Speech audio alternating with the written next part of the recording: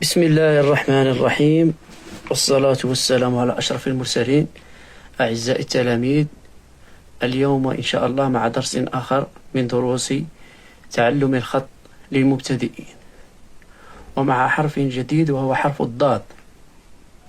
دائما مع لغة الضاد.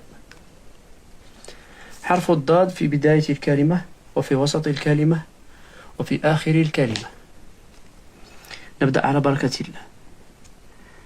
ضاد هكذا تكتب، أصعد بهذا الشكل، نميل قليلا هكذا، ضاد ضاد.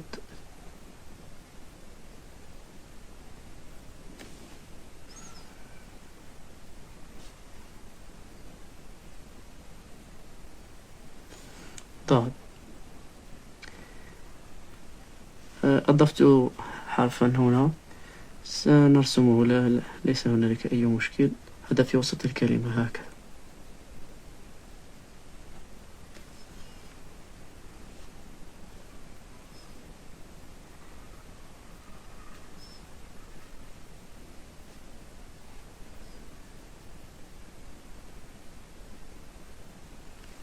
نفس الشيء هنا كذلك، حرف الضاد في وسط الكلمة، نصعد هكذا، نميل قليلا، لا نصل إلى الخط الرئيسي، نقوم بحركة دائرية قبل الوصول إليه هكذا.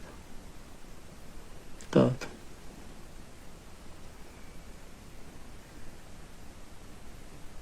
ضاد ضاد. حرف الضاد في آخر الكلمة كأنه يجمع بين حرفين، بين حرف الضاد وحرف النون، هكذا هكذا. نصعد هنا قليلا، نميل هنا، ضاد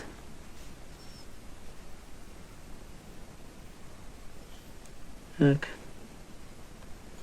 ضاد هكذا، ضاد. ضفدعة، ضفدعة،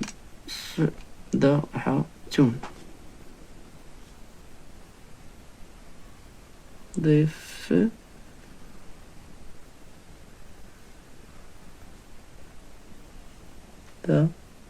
ضفدعة. نعيد كتابتها.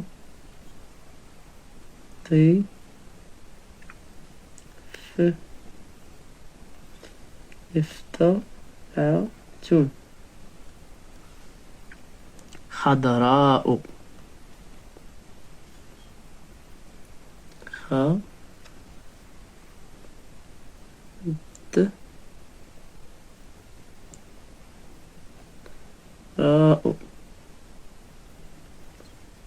خضراء، خضراء.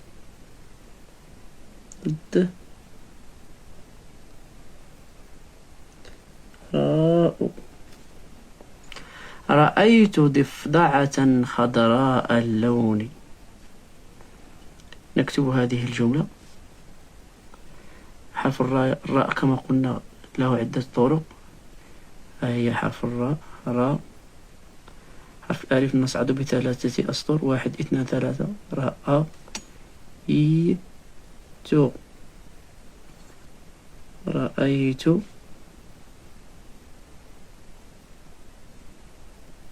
ضفدعة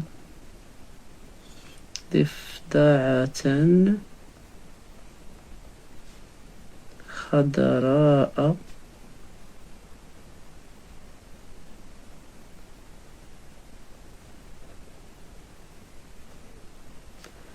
اللون.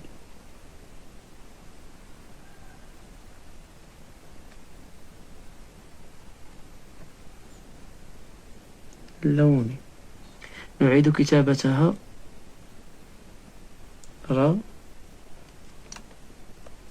رأيت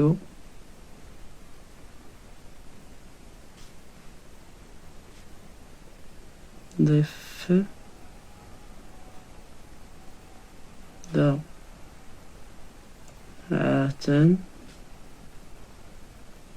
خضراء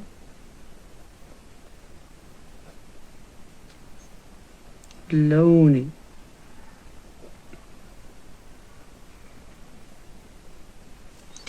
هكذا أعزائي التلاميذ يكتب حرف الضاد، وعلى نهجه يكتب حرف الطاء والصاد والضاد إلى آخره.